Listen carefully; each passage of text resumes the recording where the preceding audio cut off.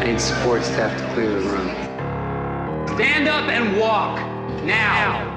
Hello and welcome to The Watch. My name is Chris Ryan. I am an editor at TheRinger.com, and joining me in the studio, he has sentimental trade value. It's Andy Greenwald. That's really good. That's an old. I feel like that's back in my Grantland bag. That is so good. I would have called an entire blog post that, and 17 people would have read it.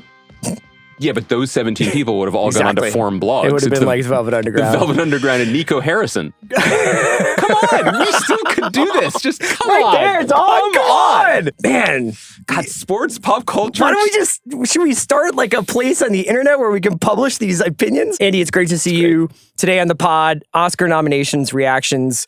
A reaction to some stuff Matt Damon said on the Joe Rogan pod. Not that. It's not that. No.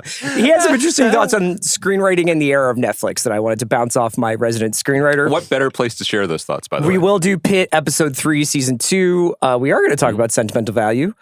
Drops of G. Oh, yeah. I didn't watch, but you can do your show and tell. Let me just do a little housekeeping. All right. As usual, you can write us at thewatch@spotify.com. You can follow us on Instagram, thewatchpod_. Kai, doing great work, making sure Andy is seen in the best possible light. Oh, you're allowed to talk about it. I've been muzzled.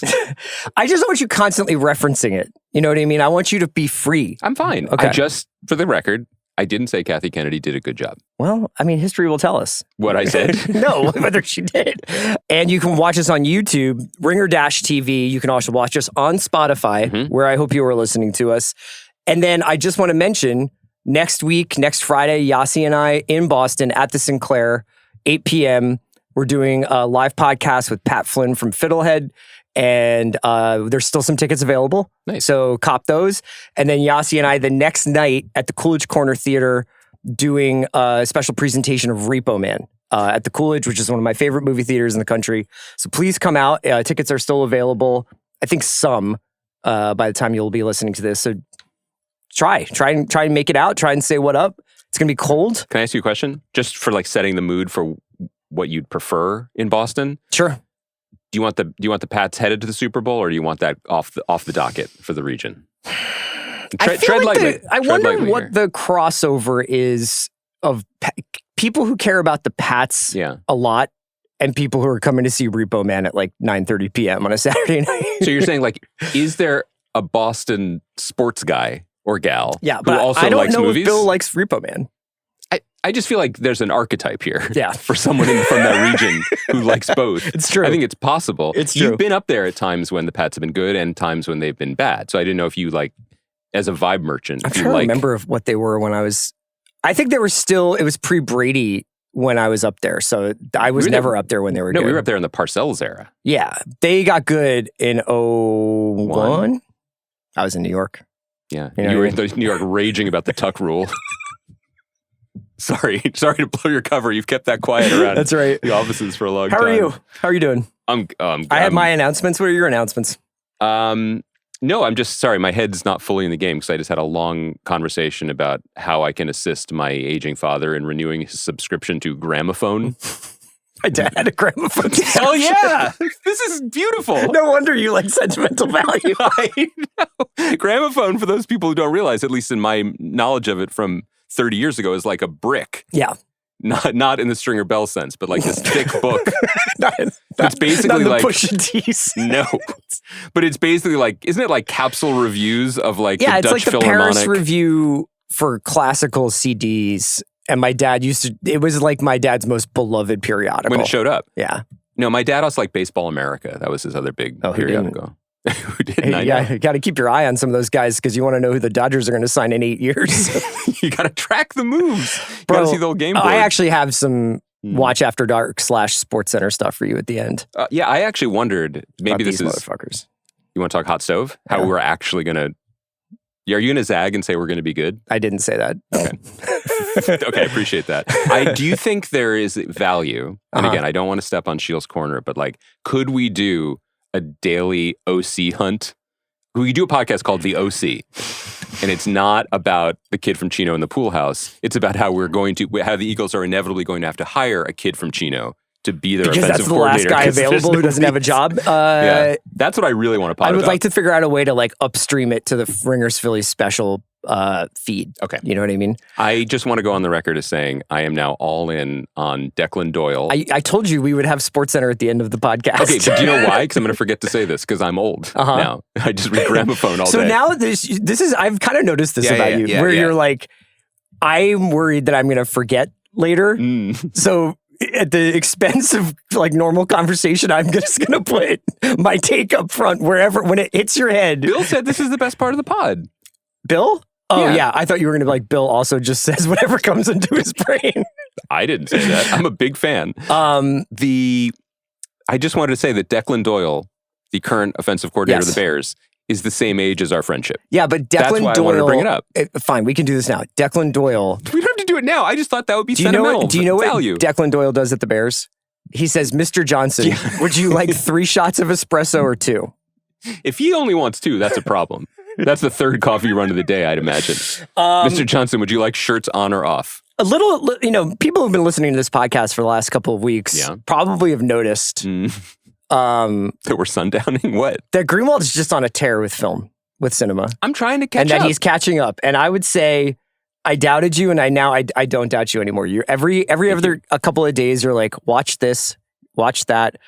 Do you feel like by the time in a month when these Oscars happen, you will have seen the 10 BPs?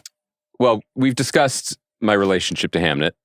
Okay. But yeah, I'll give you that mulligan. I'm actually feeling fairly confident, especially because, F1, which I still haven't seen, I thought that was being pushed down the docket because I'm like, well, that's one for me. That's not one. Now it's professional obligation. It is. I have to watch this.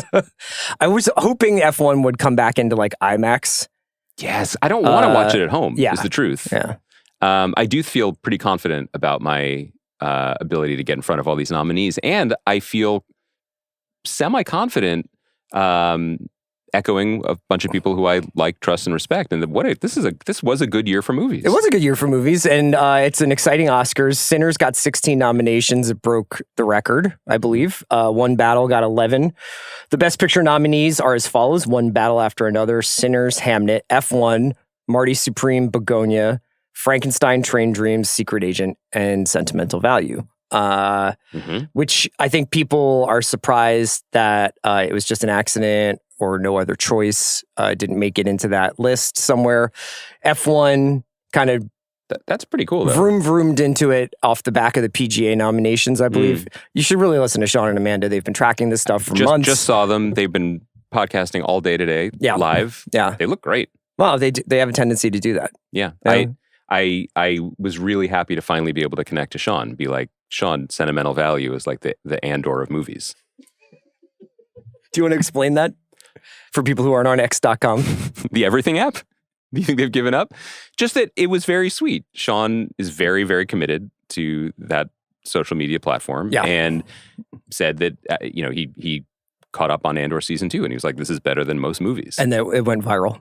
It went viral so that when I did my Eagles OC check, sorry to bring it back again, I do get most of my news. Well, first I scan Facebook, and then Facebook Marketplace. Wait, I really want to do your media diet. And then I did look on You wake up, Twitter. you make yourself a nice cup of espresso, right? What? Nope, but go on, yeah. What do you do? I send Declan Doyle out to the corner store, give me a pack of cigs and a fucking Celsius.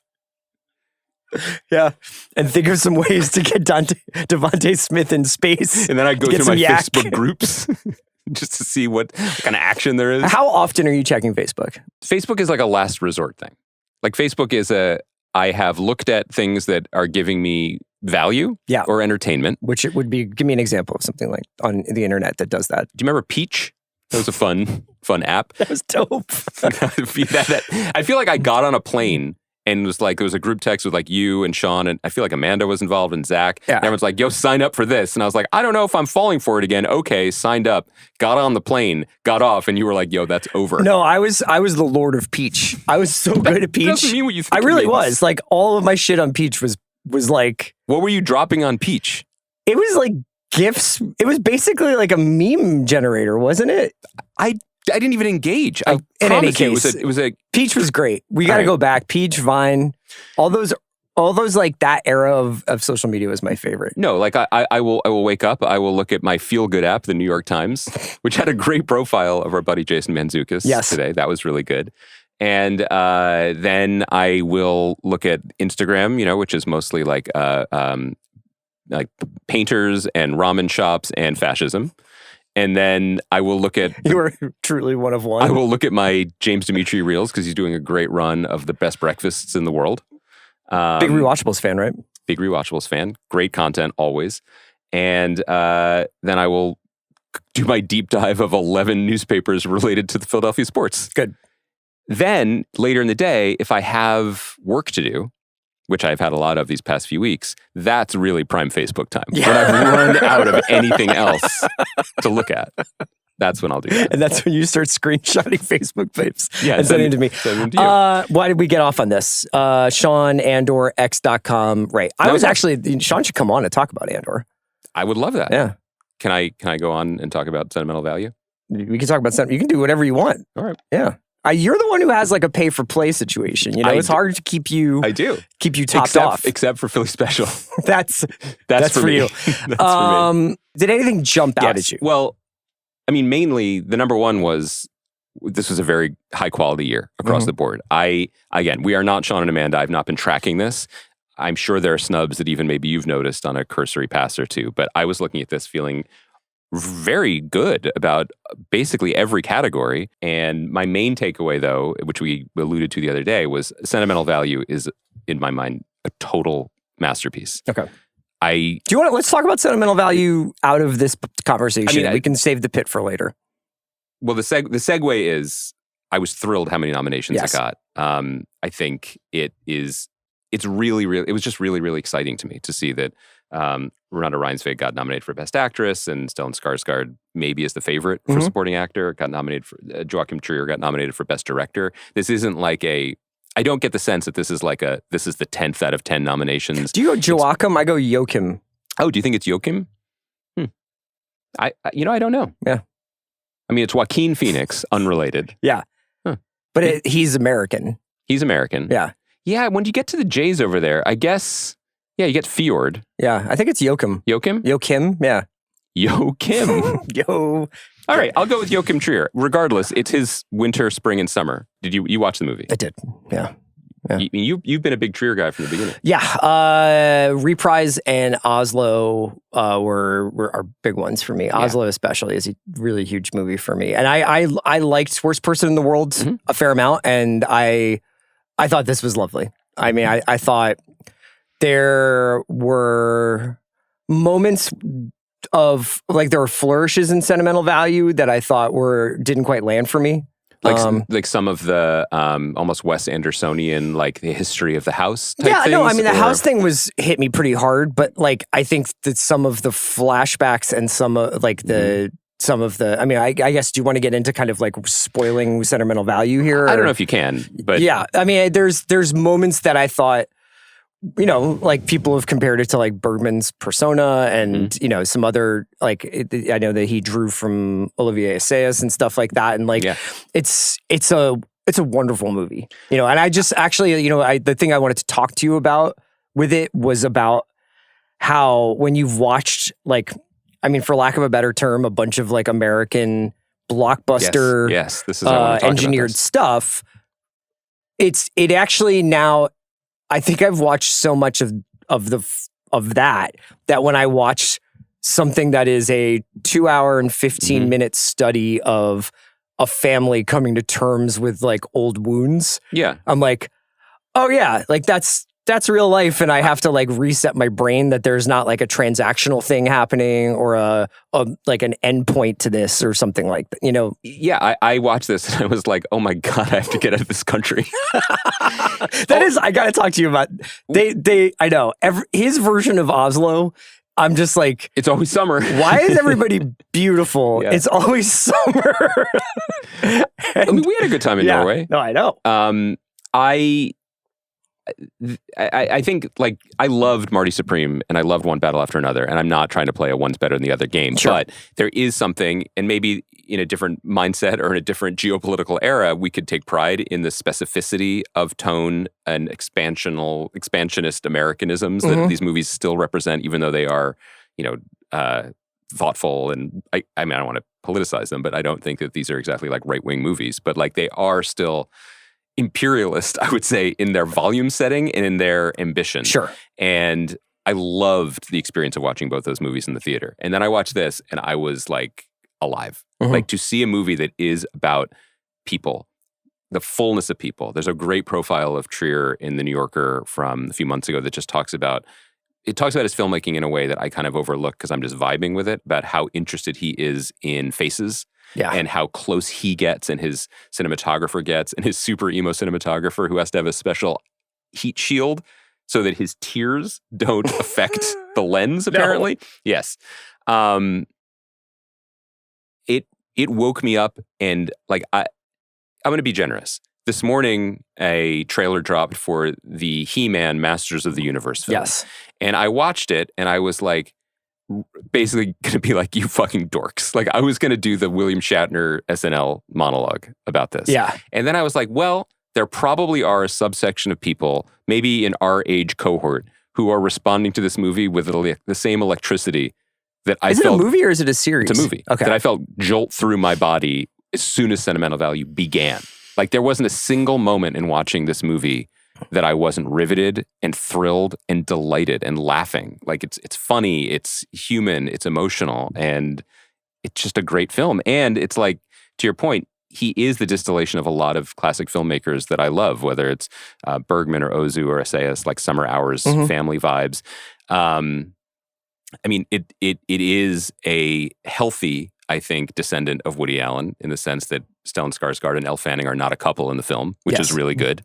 I love movies like this, and I think he is a low-key master of something that is very hard to do. Yeah, it's funny. It's like I found those first two films to be so comfortably dark for me. Like, I've been thinking a lot about this in terms of like the ending of films like Marty Supreme, One Battle After Another, and whether or not, and Sean's talked to those filmmakers, and I think I understand where they are in their personal lives and why they made the movies that they made and why those films specifically end the way they do. Yeah. Which is on, I think, without spoiling anything, a moment of hopefulness or a note of perhaps better days are to come. And I guess I feel like that happens in Sentimental Value. I mean, there's some ambiguity to the end of the film, but there's, I think, ultimately like a kind of meeting in the sort of midway point of between these two characters. On a note of communication. Yes. And I kind of long for a movie to be like, that's not how it works. Well, you have, I think, homed in on something important, which is this is a trilogy of girl dad films for the ages. And Trier has said that this is the first movie he has made since becoming the father to two daughters. Yep. And this is a beautiful movie about sisters and that relationship. So I'm locked in, obviously, but I think that you're onto something that is very intentional, and I'm there for it. As someone who has to find a shred of hope every day. Yeah. Which is why, I frequent Facebook. So I could not recommend that movie more highly. Oh, I also want to say, I didn't even report on this to you. As part of my, decades-long campaign of quiet support for Rose Byrne, thrilled that she was nominated, I did. Quiet support? Some people are noisy. I've been there. Yeah. I've done, I watched Physical. We didn't even talk about it always, but I watched it. Yeah.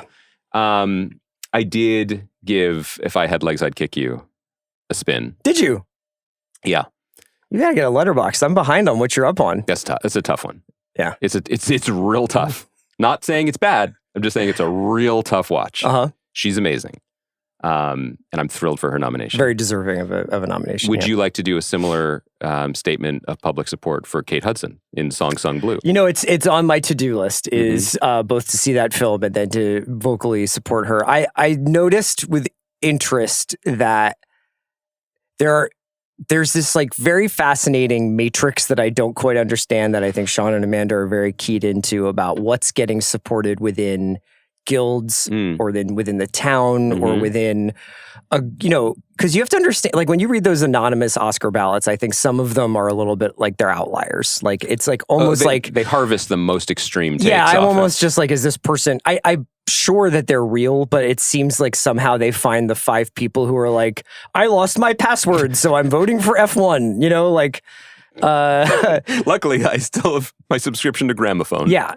But I did notice that, like, Song Song Blue had been presented as like the feel-good movie of the year or whatever, and or actually more just like kind of like a jukebox musical of Neil Diamond songs sung by these 2 people, and apparently it's much darker, than that. And I think that they have now kind of like, at least on billboards and in some of the press I've read, gotten on top of that narrative of like it's actually like a searing dramedy and a return to form for Kate Hudson, So I knew that movie seemed to have some momentum, and it's always interesting when you see like who's hosting guild screenings, you know what I mean? Yeah. And like I think Frankenstein's a good example of a movie that I don't believe had a ton of critical adoration, but seems to be almost universally beloved within the industry. Sort of like the Denver Broncos this year. We keep thinking they're fraudulent, but they keep winning. I would almost say that the Broncos are like more of like a media darling. So it's the reverse. Yeah, like I think because Sean Payton does a lot of work of like working on his reputation. We want to be a Grantland podcast so badly today. I'm really digging it. We should do Best Picture nominations as NFL teams. Great. Who are the Birds? Name the 3 that didn't get nominated. Sorry, I didn't. I think Park Jam. Who were the biggest snubs? Park's no other choice, yeah. No, I think it was just an accident is Kevin Petullo's first line in a lot of his upcoming interviews to be the... What went wrong? Yeah. Okay, I think that's interesting. I have to say that I definitely didn't get the feel-good vibes from Song Sung Blue because one experience, I don't have many theatrical experiences. If you saw the trailer, it makes it seem like these 2 people just like become superstars. No, I feel like I saw a different trailer because the one theatrical experience that I have that maybe I share that you don't, that maybe I share with Paul Thomas Anderson, Josh Safdie, and Joachim Trier, is that when I go to these matinees of like Zootopia 2, the only trailers that they can show for kids are kids' movies and an unending fountain of movies, mostly starring Zachary Levi, about like a guy who is in a Christian rock band and then fell in hard times, and the band gets back together to save the quadriplegic son of one of the bassist. Yeah. And that's the vibe of Song Sung Blue. It's the Kevin Petullo story right there. Truly. I thought it was one of those movies. And like it's just like a little bit off. I think it has that vibe from what I understand. So, all right. Well, Ethan Hawke nominated. Yeah, That's cool. You bring up Ethan Hawke, who got nominated for Blue Moon. He is fucking extraordinary in that movie. You've seen it? Oh my God, yeah, Blue Moon. Yeah, I want to see it. My boy Rick just double barreled this year. Hit, I know. Nouvelle Vague is great, and Blue Moon is you will love Blue Moon. Yeah, I know. My dad had a Gramophone subscription. Like this is clearly a movie I can get behind. My favorite Oscar category is always Best Original Screenplay. Okay. I always really enjoy like both how they divvy up. Like obviously, I think Anora won last year, so it was like kind of like a Sean Baker sweep. Oh, but usually you're right. Usually screenplay is for the it's real like heads. Hey, here's Pulp Fiction. You know what I mean? You get best original screenplay. Yep. So best original screenplay goes to Blue Moon. It Was Just an Accident. Marty Supreme, Sentimental Value, and Sinners. Yep. And I don't know what would be the like, here's a tip of the cap to this. I don't know. I wonder if Blue Moon. I think my sense is. You think Sinners wins this and then One Battle wins? I think Sentimental Value wins this. Oh. And then I think Coogler and PTA are in a knockout fight for the other 2 categories. I see. That's my guess. The other thing, just to mention, One Battle After Another is inadapted because it was inspired by Thomas Pynchon's. Apparently, that is how you say it. Yeah. I stand with you. No, I was just shocked. I mean, I guess I have not yet worked up the courage to go into a bookstore and say, "Pardon me, sir, do you have the new novel from Thomas Pynchon?" I feel like of all the places you could try that out, fucking Skylight would be the safest room for you. What are you worried about? That they would just be like, "You mean Thomas Pynchon?" Yeah, but then you could be like, "Aha, sir, let me show you some internet comments." Hold on, I'm going to pull up a clip. Scroll through this. I also think... No, these are just an Instagram reel of Brian Dawkins' biggest tackles ever. Let me make a really relatable analogy here, if you don't mind. I think it's okay to just roll with the popularly adopted pronunciation of things. Like in America, we say Adidas. Yeah. If you leave this country, something I am clearly humble bragging about, it's the man's name was Adidas. Also, the Brits say Nike. They still say Nike. No, they don't. A lot of them do. Which ones? Name names. James Dimitri, come on here and say the names of sneaker companies. Challenge. I dare you. All right. The only other thing, is this a snub? Like, Sinners cleaned up, and I thought Miles Cadden, who's the kid in the movie, the supporting actor, he was very good. And I was surprised that he wasn't nominated. I was surprised that he wasn't nominated as well. Paul Mescal did not get nominated for Hamnet. Chase Infinity did not get nominated for One Battle After Another. That's a tricky one, though, because she... I think... is that the Elle Fanning? Chase Infinity submitted as lead. I did not know that. That was a big... That's the kind of thing that like gets a headline 6 months ago, that's what she would be angling for. And maybe some of the thinking was Tiana Taylor had supporting in the bag, so they didn't want to compete against each other directly. But she did go for Best Actress. So in a way, Kate Hudson and Rose Byrne stole that slot. To you, I'm not going to hold you to it. We have a month to consider. Do you have a heart Best Picture pick here? Like what you would want to win? I think One Battle After Another is probably both. I think One Battle After Another certainly has. I wonder whether the precursor events, like Sean and Amanda have talked about a little bit, a lot of the like. I don't know whether or not the Oscars are going to hugely differentiate from the way things have been going so far. With the awards, yeah. Yeah. Typically, what would happen, I think, because the voting base has become so diversified internationally, and like they've done a huge effort, made a huge effort to make it a more of an international voting block. Mm-hmm. Typically, like I think that would indicate that maybe something like Sentimental Value, but like it almost surprised. I wonder whether or not the absence of it was just an accident and no other choice in Best Picture suggests like a course correction or some sort of like I don't know. That was interesting to me. Can I give you? I have no skin in this game. I'm not involved in a popular film podcast. So can I just? I'm going to give you my day of nominations. I'm going to give you my predictions, and if I win, you can start hosting the Big Picture. You'll watch a Miyazaki movie. Okay, Best Adapted. I think it's going to be One Battle for Best Adapted. I think it's going to be Sentimental Value for Screenplay. I think Tiana Taylor. I think Stellan Skarsgård, Jessie Buckley, Chalamet, Director, PTA. Picture, Sinners. So Sinners winning Best Picture with no other awards. I wonder what the precedent would be for that. No, I think it'll... Oh yeah, what other awards would it win? Well, Technical it's awards. up for 16. I think there's a lot of technical awards and other things. I think it would win those. I actually, as I'm saying, I wonder if Sinners, like, I can't remember the last time a Best Picture also got no other. Yeah, I think awards. Director and picture usually are in tandem. So I'm going to revise. I'm going to go on the record as Coogler. I think PTA gets writing.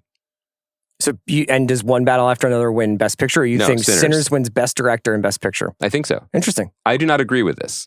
I would go on the record with that as well.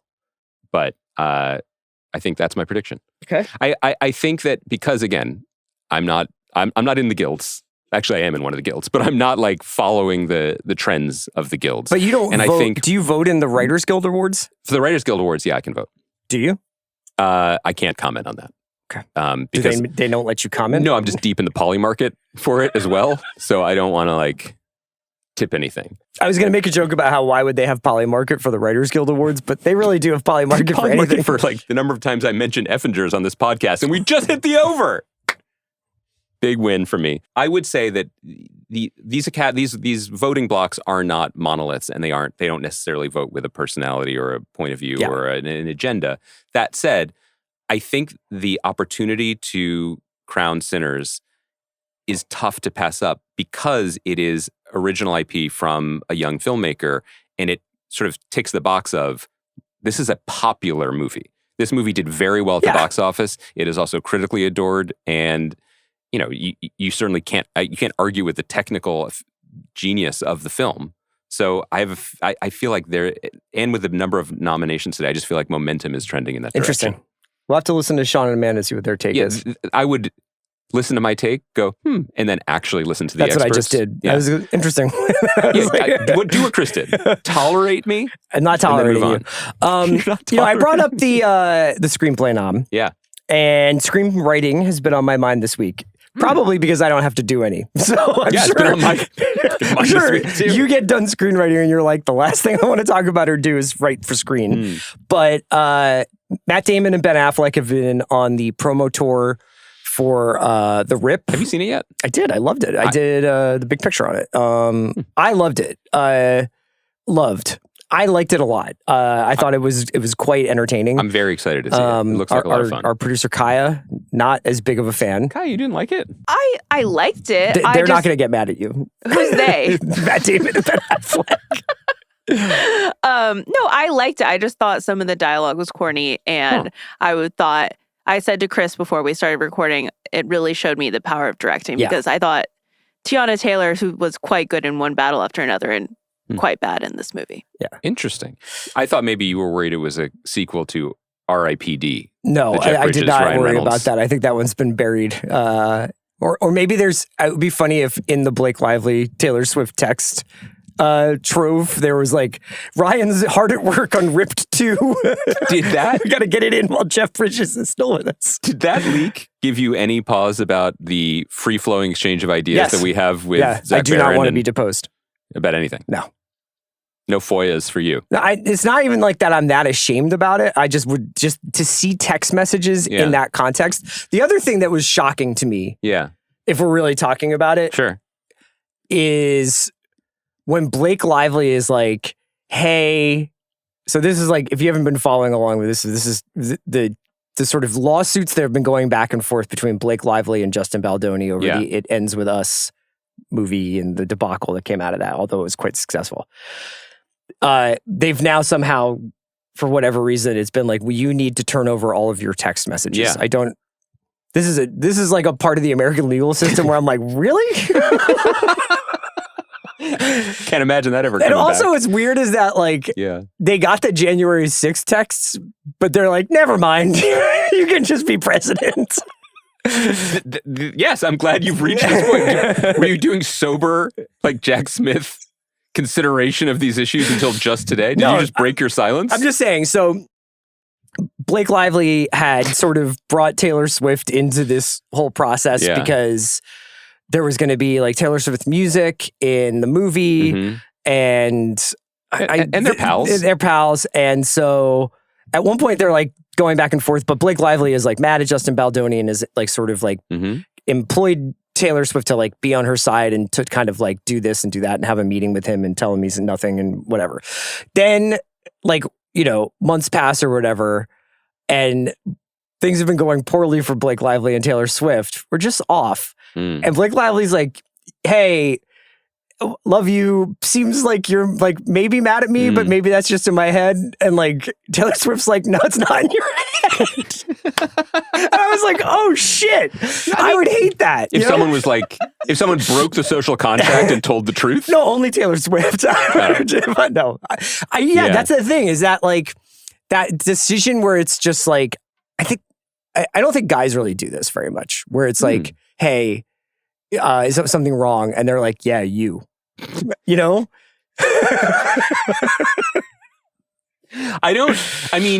Generally, like our texts are, we're really going to interview Jim Bob Cooter. And that's not like that's not like a metaphor. It's not code for no, that's like shoot heroin together. No, that's actually a football coach's name. Yeah. That's true. We're kind of surfacing that. Like, Kai, do you want to weigh in on this? Were you surprised that when Blake Lively was like, hey, is something wrong? Taylor was like, yeah, there is something wrong. You sound weird. You're weirdo I mean, now. I gotta respect it because like I'm a non-confrontational person. Yeah, but me too. Also, Taylor Swift says she's never been to therapy, but she speaks like someone who's done a lot of therapy. Well, I feel like now, because of the over-therapization of like a lot of like movies and TV shows and everything, it's like you can kind of like talk in that talk without actually doing the work. Yeah, it's like That's my plan, at least. She's like, I don't have to go to therapy. I saw Sentimental Value. You're not wrong. I guess I respect the directness. I feel that there's something vulnerable here, but also kind of affirming that all of these people who work so hard and pay so many people to create their public-facing personas really just are who they are. Like Ryan Reynolds texts like Deadpool. Like, did you see the text he sent Colleen Hoover where he was like, I'm sorry I couldn't speak to you at the party. I was so deep inside the mouth of that marketing exec. I'm still trapped here. Help get me out. And he's like, you and B created something so powerful and beautiful. Like, that's, you can dial it down a little bit. Yeah. You know, it's fine. Yeah. I also say this as someone who would never, ever want to be exposed in this way.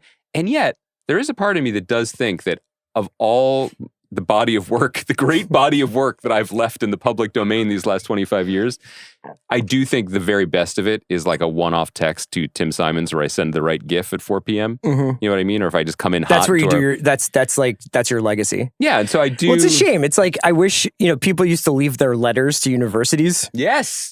It'd be great if you had a terminal illness and you were just like, went up to the University of Phoenix donations No, you desk. went back to Brown. Yeah. You went up to the library and you were like, here you go. Just gave him the iPhone. It's like, I turned Face ID off. It's unlocked. It's all yours. Like, this guy really cared about the offensive schemes. This guy fucking loved pints. This guy visited Facebook a lot. All right, all of this was because of Matt Damon's comments. Yeah, I just wanted to bring this up because I thought Damon and Affleck have done, this is one of those, like, I think they've gotten more press for their press tour than for the movie kind of thing. Where it's like, I mean, they are more famous than this movie is. But they were on Rogan and Damon started talking a little bit about the notes process and like the kind of desires of Netflix when it comes to like what they're looking for with their film and television. And he said that, things had changed, that back in the day when they would make action movies, you would basically do a big set piece. You do a set piece per act in ascending order of scale. Craziness. Sure. And tension and consequences. And he's like, now they want you to have something grabby in the first opening moments of a movie so that people don't click out of it. Yes. Which is something I don't really do.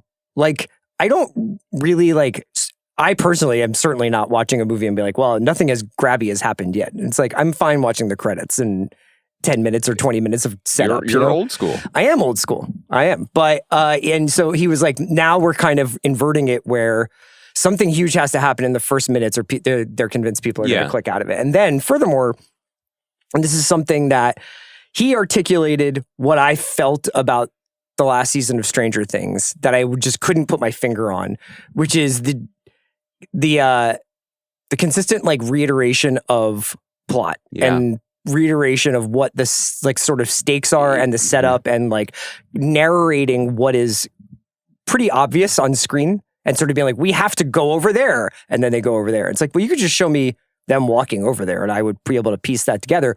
But at least according to Damon, this is like the idea that people are constantly looking at their phones while they're watching these movies and shows and that they might forget. And I have to admit that when I watch either, say, Pluribus or Sentimental Value, and either there's not dialogue or there's no dialogue in a language that I know, I am like, oh, fuck, I actually can't look at the Athletic to see if we've hired an OC because like I'll miss the entire point of the scene. Right. Anyway, I just was wondering whether or not, I guess not explicitly, have you ever gotten notes that suggest as much, not from Netflix per se, because I don't think it's exclusively Netflix. I think when I see other shows, and I've never worked with Netflix. Right. But have you noticed a post-streaming, and perhaps to put it at a point, I think I would identify this as a post-COVID thing because I do think that people have kind of developed a now debilitating need to have their phone in their hand all the time. Probably because we had it in our hands a lot during lockdown and stuff like that. Like, have you noticed that like there is like a change in the way that you're being asked to write scripts or how you write scripts anyway, just because you're seeing so much of this stuff? This is why we've made fun of it without ever really saying why it exists, but why the number one most annoying trend in pilots, especially over the last 3 years, is start with something incredibly exciting and then say 6 months earlier. Yes, let's go back to the more natural starting point for the story that's not as interesting. we have created a generation of helicopter executives who do their job the way parents behave on the playgrounds of Highland Park. Like the children cannot be left out of your sight for 1 second lest they do something dangerous, or in the case of the executives, lest the audience just... Or lest they get hired to be the OC of the Eagles. I think we should start young and raise them right. That's right. It's the prince who was promised. Just this young boy. It's like hire Egg as our new offensive coordinator. The kid in the fucking Matrix is like bending spoons, except he's getting guys open for It's yak. Ender's Game, but it's the Cowboys in November. Oh, I hope people are enjoying These this. are really good ideas. Yeah. And they're free. So, because we keep distracting ourselves. We're digressing on this podcast, talking about reels and other things, and that is the experience of audiences.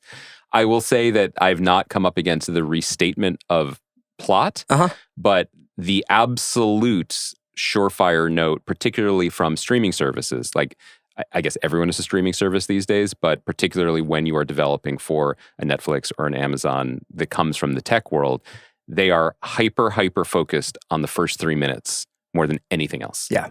That they have very, very concrete evidence that there is there's a window, a clock starts when someone presses play, where they either are going to commit or they are not going to commit. And that those have to be the stickiest moments possible. And I think that's interesting from the perspective of people who've been making movies for a while, how that has just upended or rearranged in a more charitable way, recalibrated what a movie is and how it is supposed to feel.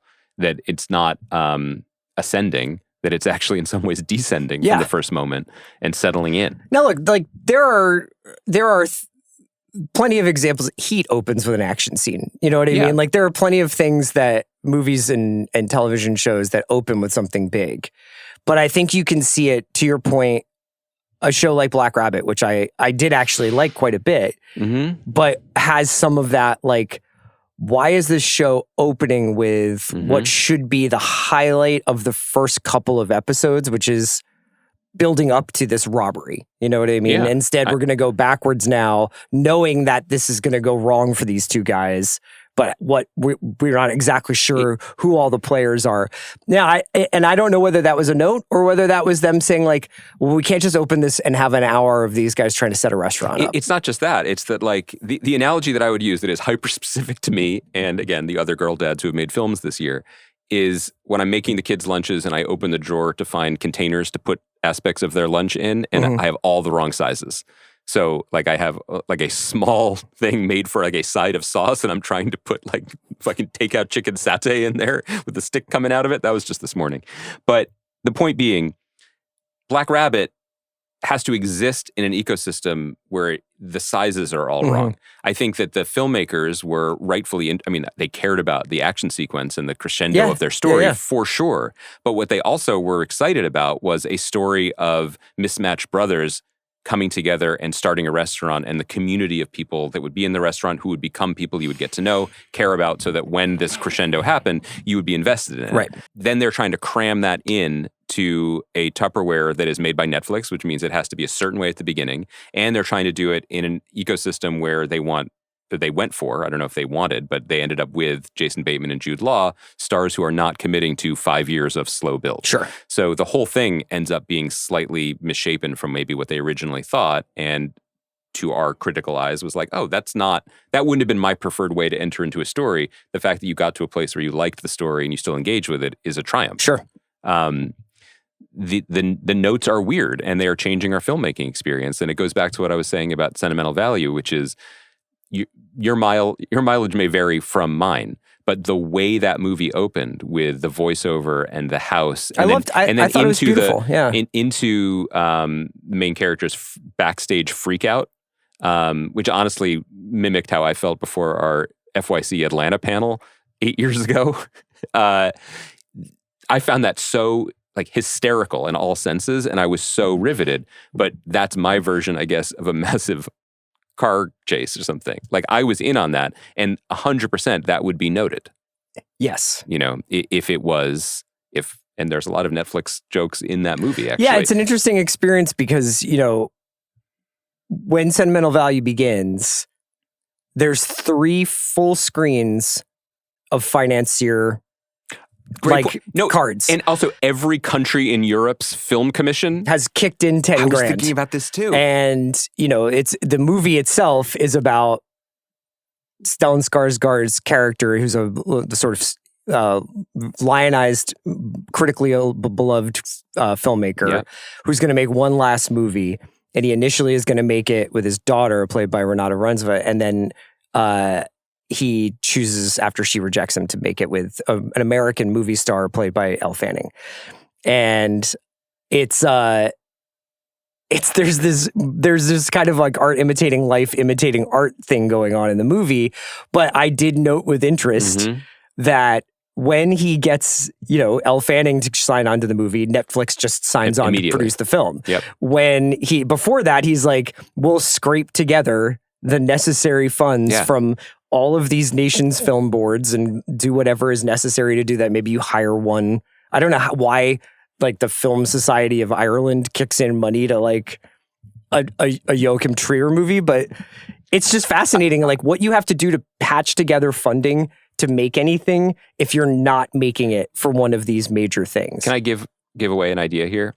I think the way to bring all of this together in a way that is both creatively satisfying and maybe illuminating to the larger world is for the Safdie brothers, or at least one of them, pick them, to make a movie called The Financier, not about Jeff Epstein, but about the guy whose job it is to go hat in hand to every liberal Western democracy and ask for a few, €1,000 or whatever to make a movie. You get Lars Eidinger to play the lead. Sure.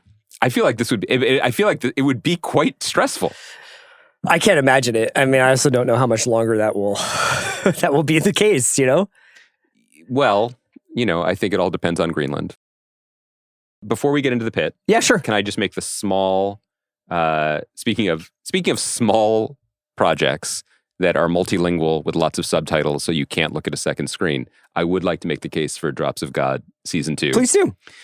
This is a very, very hyper-specific, very charming series that premiered 2+ years ago on Apple TV. It is a massive international co-production. The first season is about essentially a wine tasting competition in which a Robert Parker-esque, but one who is respected around the world, not just America, like wine expert dies, and he leaves his legacy, his guide, his cellar, to the winner of a competition that is between his daughter, who's a French one played by Fleur Geffrier. Can you just say that name one more time? I believe it's Fleur, and I believe it's Geffrier. Okay. I actually did listen to an Instagram beforehand. It was an interview between her and Joachim Trier, and I was only listening to what she was saying. Well, you're an ally. Always. Above all else. Yeah. And the second competitor in the wine tasting competition is by the dead legend's disciple, who, spoiler alert, might be more than his disciple, who lives in Japan, played by Tomohisa Yamashita. That I do. And anyway, it was a really, really entertaining series. And I think there's a bunch of ways into it. It is sort of melodramatic and over the top, but it is also beautifully international on films in France and Japan and all over Europe. And it got renewed. Yeah. And now it's back for season 2. And it continues to be very, very escapist and charming this season. In the first episode already, they go to Spain, they go to Marseille.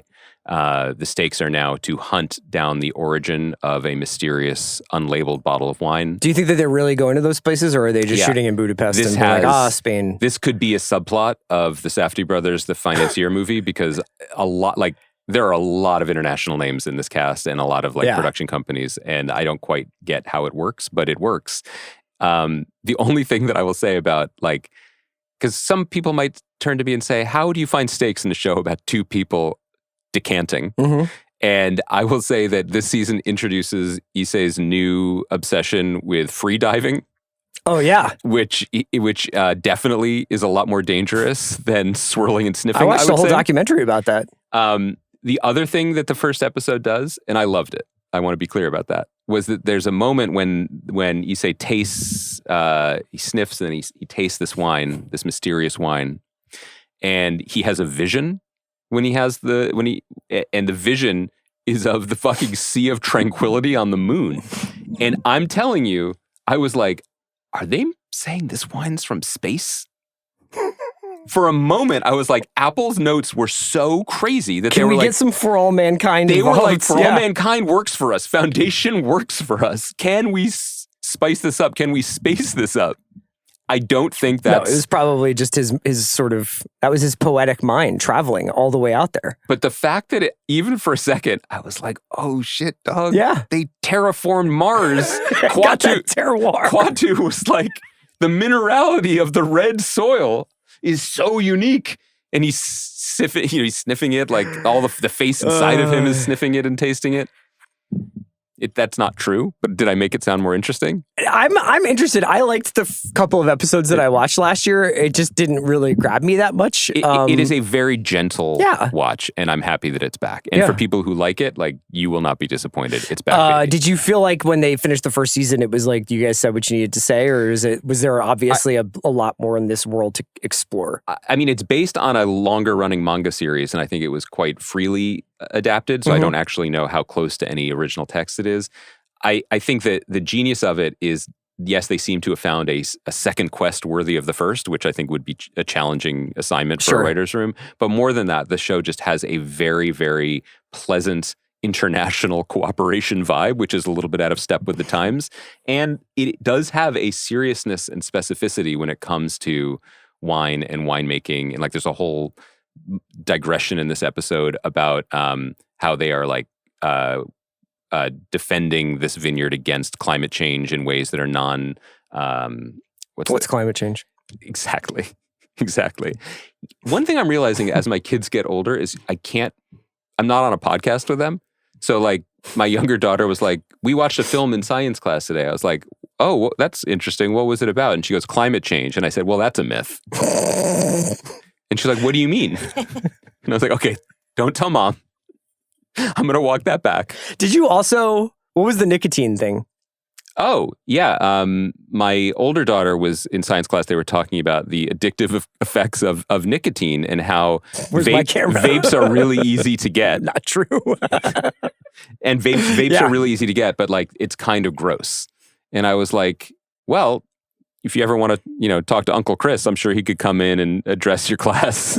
I was like, he hasn't smoked in, you used to have a cigarette smoking habit. I did. You haven't had that habit in quite some time. No, but nicotine still plays a role. I will tell you that the cigarette that Stellan Skarsgård and Renata Reinsve share, I was like, I got to get back to one. I got to be able to get... Can you be a chipper like Malcolm Gladwell said? Well, the thing is when you take a long time off and you hit that one, it's like, well, you know what I mean? Like, it doesn't... I like the feeling of it being part of my bloodstream. You know what I mean? It's not like it's like...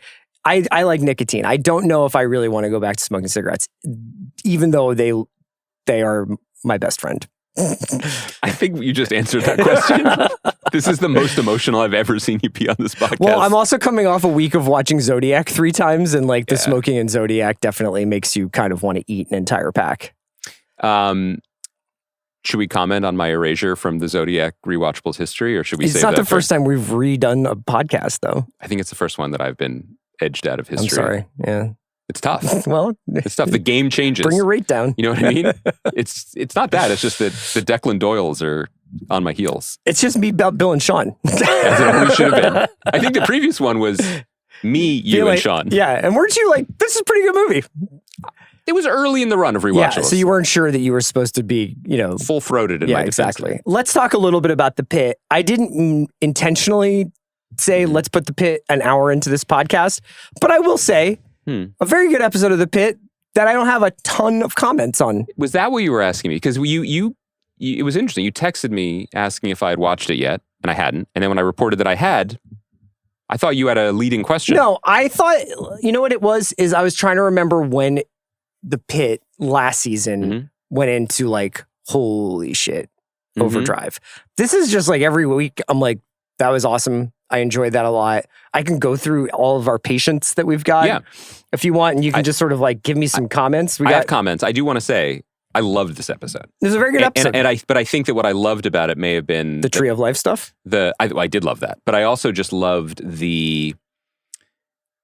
We could probably just replay our comments from episode 3 a year ago, but I am so in awe of the maestro level Lydia Tarr-esque conducting that they are doing. Like, just in terms of building That's a good point. the Maybe scaffolding. I don't mean... No, you take it for granted because we used to have things in this country, and we used to have TV like this regularly. And the way that they bring people on and off the field, and the way that the stories dovetail and interact, but constantly leave these little pockets of air for the characters to share a look or share a moment. The way that it's coming up with continually creative, and we've grown up with medical dramas our entire life, and how many different styles of problem can you present to us, but finding a different way into the problem, whether it's a couple showing up in one set of circumstances and the set of circumstances then reversing. Yeah. Or we think that this guy's beating his kid, but it turns out she has an autoimmune disease. Or to speak to the Tree of Life survivor woman patient in this episode who turns to Perla and is like, are you Muslim? And you're like, and you have the same tension in your body as when Langdon goes in with the thing to the kid's nose, the kid who can't sit still. And you're like, which way is this going to go? And you truly don't know. This was the week this season for me where I was like, man, I'm at Dorney Park and I'm on the river. Sure. I am having a great time being caught up in it. Yeah. I mean, we had a tweaker student. We had the security guard who have been assaulted by the aforementioned student. And did he tase him? The security guard tased the kid? I think we're going to find out that kid has whatever issues I wonder if it's not he was meth. Clean from drugs. Yes. And so then the security guard, what's his problem? What did he do? Yeah. We have the unhoused gentleman who's been getting washed down. That's Charles Baker from Breaking Bad. Yep. Skinny Pete. We got Mr. and Mrs. Yi, who you mentioned, who had the kind of the rope-a-dope where we think Mr. Yi is going to be quadriplegic. Then he's fine because it was just potassium. Damn. But then Mrs. Yi goes down. They got an accident with a motorcyclist. He's dead. He was real dead, and Robbie said that he always wears helmets. But he doesn't. That's not true. I know. Unreliable narrator. Who else? Michael Nuri is walking around the ER greeting people. Really flirting, too. The guy from Derek Cecil from House of Cards plays Mr. Williams. He's down bad. He is down bad, but there was like a nice... That note of the woman who it was his ex-girlfriend? No, it was his ex-wife. Ex-wife. They broke up because he started losing his temper all the time. It turns out that might be a tumor. And then you got to look back and say, shit, if I could have known that.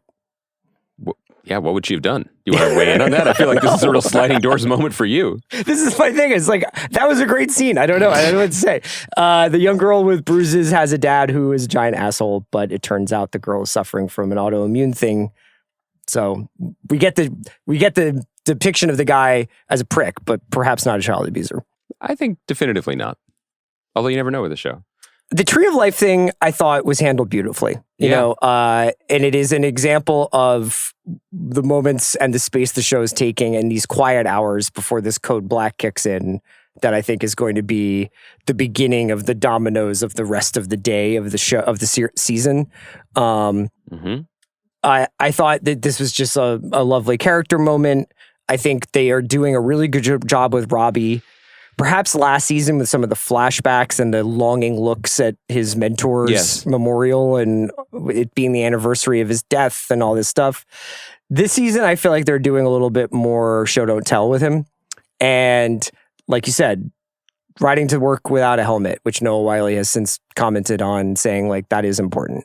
Yeah. And the interaction with the Tree of Life survivor, talking about faith, talking about their religion, and not. I don't think and his midlife crisis. And his midlife crisis. Yeah. Yeah. I mean, I think it's just more interesting TV to make the season about a character's current life pitched forward as opposed to the character in his current life, obsessed with the trauma of the past. Like it is just much more and much more in keeping with, I think, the spirit of The Pitt, which is a show about immediacy and is in real time. Yeah. So it's a more interesting characterization for the lead. I noted with interest that this was the episode of the season, I assume there's only one per season due to workload, that Noah Wiley is also the credited screenwriter of. And so now we know... That was the Hawaiian Prayer episode last year, yes, right? And this is Langdon just has long quotes about fatherhood available to him due to his long time on the bench. I think there's a moment where you could look at that scene and be like, well, this is a little bit declarative. This is a little bit tell, don't show. It's even bordering on corny. But there is an earnestness that's baked into the show that I don't bump on. And genuinely, the vibe that the show creates and harvests, like that scene, and that's the scene between the father of the young kid who has beads up his nose and can't sit still, Langdon, and the nurse who's I'm really struggling with names of the tertiary characters on the show, but he's a new father or about to be a father. And that's been a running. He's a new father. They're doing he's just dealing with like the sleep schedule stuff. And speaking of texts we don't send each other, but Taylor Swift does, I was like, I don't know if I've ever had a more satisfying interaction with other men than the 45 seconds they spent taking beads out of that child's nose. Like, these three guys are all gathered together, raising this boy, freeing his nose of colorful baubles. Yeah. They quote something, and then they all look at each other, they get the job done, and they fucking fist bump. Why can't it ever be that easy? We have to do 15 years of a podcast just to be honest with each other. You know what I mean? That was so efficient. Yeah. I thought that was lovely. How do you feel about the fact that they have now kind of like zeroed in on like the kind of power radiating off of Catherine Lanassa, and she gets a lot more like cutaways, stuff, and she's in there a lot more, and you know, it's an interesting remix of, I think, the characters. I think it's good, again, thinking about the show as if you're just thinking about the execution of like X's and O's to bring you back to offensive game planning. It really works for me hour by hour to understand that that is a heliocentric show, in the sense that Dana is at the center and everyone else is orbiting around her, and they can touch back and we know what's at the heart of it all. You know, just geographically, having her charisma there works for me. And then you think about the orbit, because finally Al-Hashimi and Robbie split up and they had a cute little interaction about like seeing other people and going in reverse orbit of each other. Yeah. Which I was glad for, because the benefit of the show moving this quickly is you don't have a lot of time to get annoyed or get it's also just like they first meet, he's put off by it, but then over the course of a couple of patience and maybe a couple of hours, he's like, I'll make a joke. She makes a joke back. We're starting to loosen up a little bit. It's okay. It's reasonable, but also the dynamic, that initial dynamic, was starting to wear thin. And I think we're headed towards more of it, as there seems to be some sort of code black, like hospitals are going offline, and that's in the trailer. I don't know. I mean, no, the end of the episode, they get the call saying they're about to get hit with everything from another hospital because of a code black there. Right. And so there's a suggestion that there's some tech. But he's like, that could be anything, right? Yes, it's in the trailer that they're you've like... told me that. Yes. Yeah, we have not watched. You haven't watched Ahead. No, I haven't watched Ahead, but in the season trailer, it's like, we got to go analog. I just found the character who exists, at least in the opening hours, only to be slightly different than Robbie, but is just following him everywhere. I'm glad that they split up. Yes, like that was a smart use of that. Can I treat this a little bit like school? Like, can I pop quiz you on something? Sure. What exactly are they extracting from Louis' body? I think he has some sort of like, I don't know. What are they going to do with that? I was going to give you like a kind of a half-hearted, like I sort of understand that. Yeah. He's obviously retaining a lot of fluids. I would say so. Five jugs worth. So it's a liver problem, I bet. Yeah. Because of his alcoholism.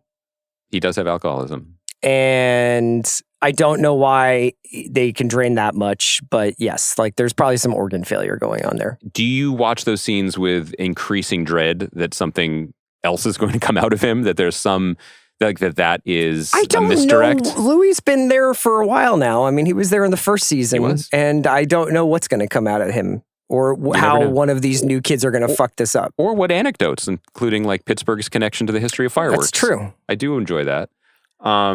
The only other notes I had from this episode were I could take or leave the racing crew. They don't quite.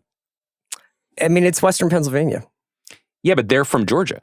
Oh, they're up there for some reunion, race, right? And then all of them seem to have a succession of problems, and they all share pills. Yeah. Which, I mean, look, who among us didn't live in New York City in their 20s?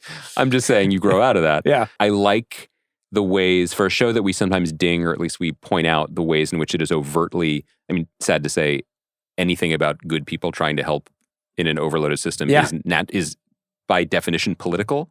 And we point out when the nurses like gathered together like the that was the first course season. of a musical in the first season.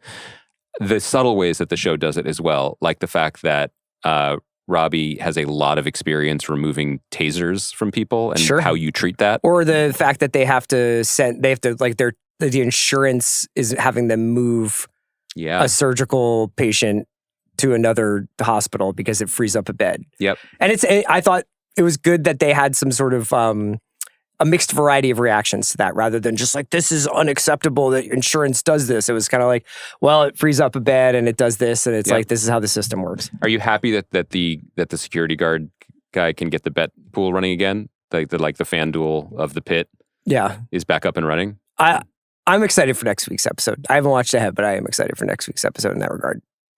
You think something big's coming? Yeah, I think usually at around 4 they start to. And for people who are just listening, I just changed gears. Oh, I wonder what the other option was if you were audio only. What they thought was happening with you. Do you want to do a few minutes of sports talk, or are you tapped out?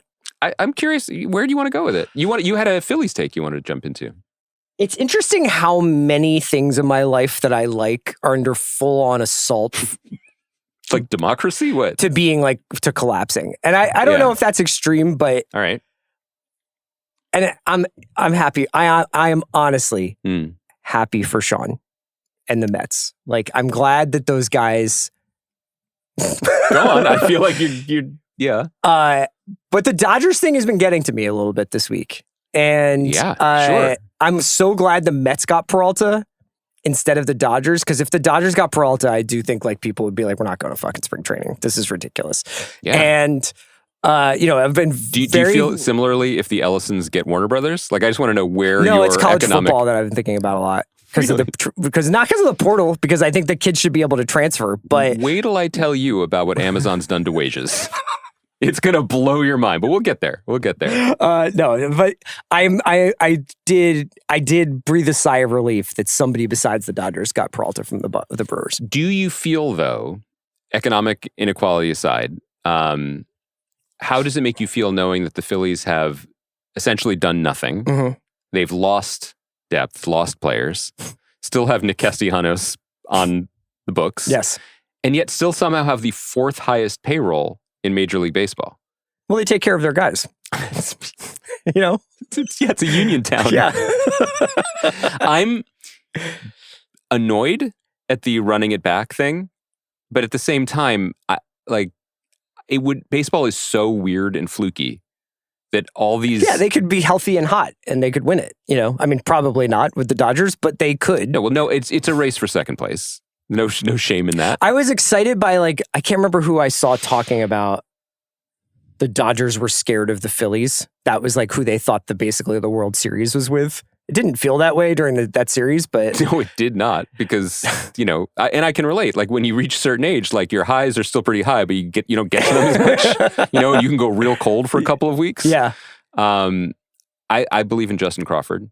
I do not necessarily share the same optimism about Andrew Painter and whoever else we've got coming up to pitch. But you made a very, and this is interesting, I thought. You threw on the burgundy P within minutes of the 49ers game. Like, you were ready to we're on to baseball. Bro, I was watching Flyers Mammoth last night. That's crazy. Yeah. How's that feel? This always happens. Like, the football dwindles, and it is the thing that unlocks my true fucking sports obsession. It's just like watching the Rams-Bears game. I was like, that was an absolutely amazing reward for watching an amazing thing. Yeah. I just want to watch sports all the time. I'm with you on that. I just want to watch sports all the time. Football goes away, and you're like, fuck. It's the All-Star game for NBA. You know what I mean? It's pretty. So I'm just kind of like, I'm scraping around for stuff. It's pretty fun watching sports when you don't care. I know you always like to pick someone to root for, and I probably inevitably do that too. You care too much, though. But I care too much. It's just not healthy. Amanda Anisimova, I'm like, one night, I'm just like, go get him, girl, and then I'm done. I have no idea whether she's still playing tennis. You have never, ever supported anyone the way you supported that woman for 3.5 hours last year. Yeah. I've never seen passion like that. That was during the lightning storm of the Cowboys game. Oh, right. Right, when we had to look at something else briefly, and you just took all your chips and you went all in on your girl. The passion is good. Yeah. Passion is good. We'll be back on Monday. We're going to talk about Night of the Seven Kingdoms and industry. Mm-hmm. And I'm sure we'll have other news and notes to go over and keep Kai here for 90 plus minutes as we discuss the Phillies offseason and institutions under assault. Just wealth I think inequality. that we did a good job today of being a little bit flighty, but keeping the main thing. Oh, I also like the backdoor Jalen shout out. That's good. Yeah. Kaya McMullen is our producer, and Kai Grady makes us look good. And we'll be back on Monday. I hope everybody has a great weekend.